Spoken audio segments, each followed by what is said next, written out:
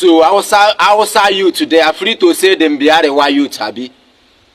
South, they are free to say they are a John nation, this and that. Yoruba people, they are free to say they are Oduduwa, they are this and that, Oduduwa youth.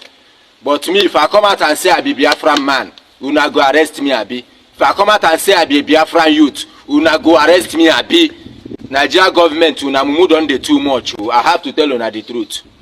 Even the man I can take in a quam when I've been on an no boss and catas me, who my up on your banana. No one will video in chocolate, nene. Only him 2 days ago. That video na trend the man imago. Another man and a candles say nene.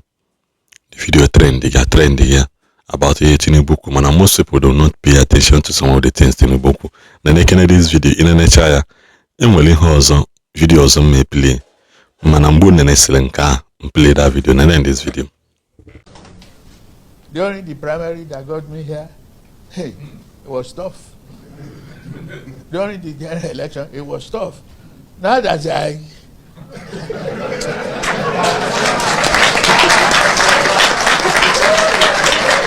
Thank you for watching. I'm in a sigo nabo video. Tinubu me kayota that an election 2027 has already been won. He said it, man, most people did not pay attention to it. Imogoebe hana pay attention, but the next video my play alone. Hana pay attention and boss said that he took over from himself. That was the ones hana pay attention to.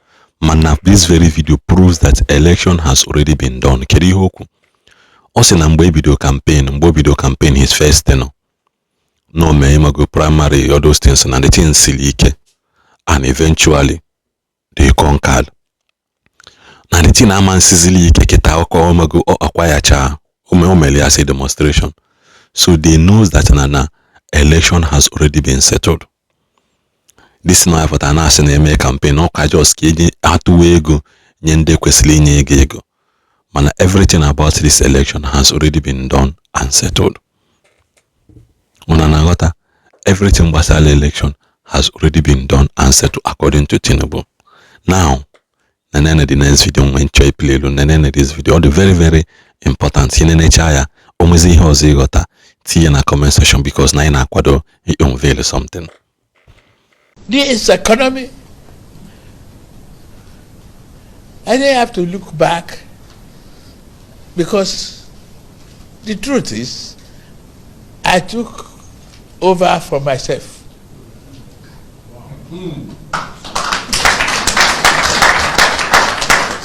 The late Buhari is me. He was a partner. And if I took over from him, is that not from myself?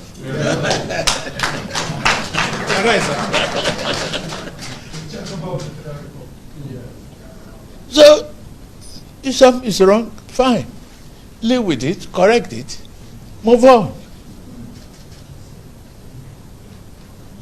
The life voyage is not going to be easy. And so many of you that are traveling with me, I can only stand before you and say you will not regret it.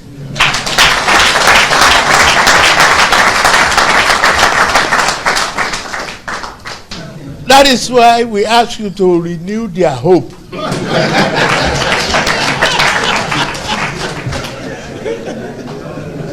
If they don't want to see the hope and the roads that we bridge and the children we raise and the economy we are growing, we lend them Jiggy Bola.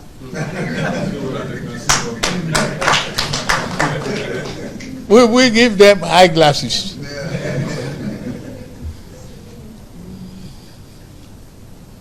I can assure you, this is whatever you say I do.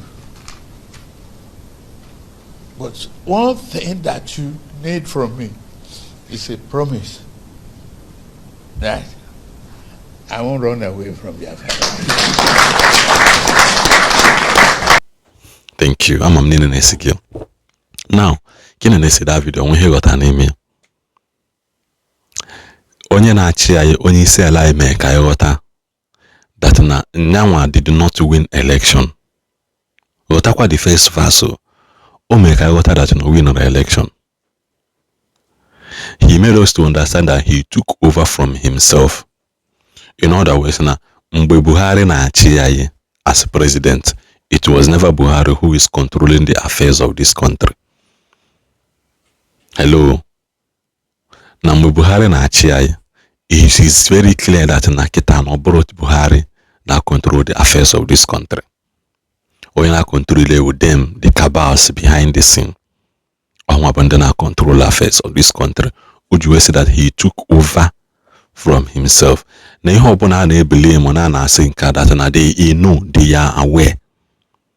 So ị na-achọ ịgwa m kita na ndị anapụta na-eme campaign City Boy movement and I seen half of this video. So automatically you guys are imposing somebody who already knew that election is done and settled. He went further to say that na ndị mmadụ na-eme noise too much. Na the country is noisy. Na ị na-eme noise. That na ọ bụrụ na ya ada afụ ụzọ, that he will make sure that each and every one of us may gịnị with glasses. This brings me back to something on Cholioko. Una makwa na ndị World Bank si na Nigerians ji ụgwọ, that the rate Nigeria si ji ụgwọ na anyị ya nọ in poverty in 2030 or in 2034. Kasi na Nigeria ya bụ one of the poorest country in the world. That the way I see ji ụgwọ. Njiwe bịa na their comment section where you say you people are acting like you cared. They're acting like they cared. They don't care. No care. Mgbe ha bịa bili ego say ha na go back and fix your own. Kwa na ụgwọ unu ji. An average Nigeria today asaka agbakọ igaji each of Nigerian person today ji almost 740,000 n'ụgwọ. Asaka agbakọ ya over 200 million wana say na ide. But katon man aikade. Nigeria yelucha billion. Asaka agbakọ ya na isi ekwu. Each of us ji the world ji of 740 something thousand aya akwa. Na ejuzi ya wege kedu ndị na-ele data ego a. Government we wepụta ego. Some people embezzle ya. Kwechili ọnwụ. Kwechili na agwa gị na nwere ihe ya. Election ilube somebody kpọrọ ọnwụ ya minister. All the whole top judges in Nigeria honor ke ha moto ahead of time 1 year before election. So onye ahụ mere that na kezu no ye enwe wee kpegi ikpe wee si na win election. Ịchọ na lokwe ya ụnọ nwana ka ịchọ ka oluze ụnọ ya, ịchọ ka oluze ihe nwana whereby that no man ilitu na ọchịchị kịta ụnọ ahụ bụzi nke permanently. Which they know. So Tinubu walai ho ha that an election is done and settled. That in an hammer, that even number two, a lot of things in it is not easy, it is not a longer a coincidence that in a hat chilo 740 something Boko Haram members into the army again. People now can recruit more people into and what do more people, more normal people has signal repentant Boko Haram members. Maniputa na niba ina yondi Boko Habata army. Hana bata maybe na operate ununa recruit terrorists into the army. Ununa recruit terrorists into the Nigerian army. Ekumia the last time me video that na almost all the whole Boko Haram members Jonathan Tolonga Mbenkia are now free and they are into the army. They are doing things. If Mwa Gumi ye big rank na army, how then do you think that insecurity ended in Nigeria? How then do you think it's going to end? I'm still saying it and I will say it again. Peter be one name okay. Open all the will of God for you to rule. People love you. Mama, I will still vote Peter Obi again. I will still vote Peter Obi again, but the odds against him is 90 over 10. The odds against him is 90 over 10. I am not even sure Nanda Osai Kweko presidential candidate under Kwankoso. I am not even sure.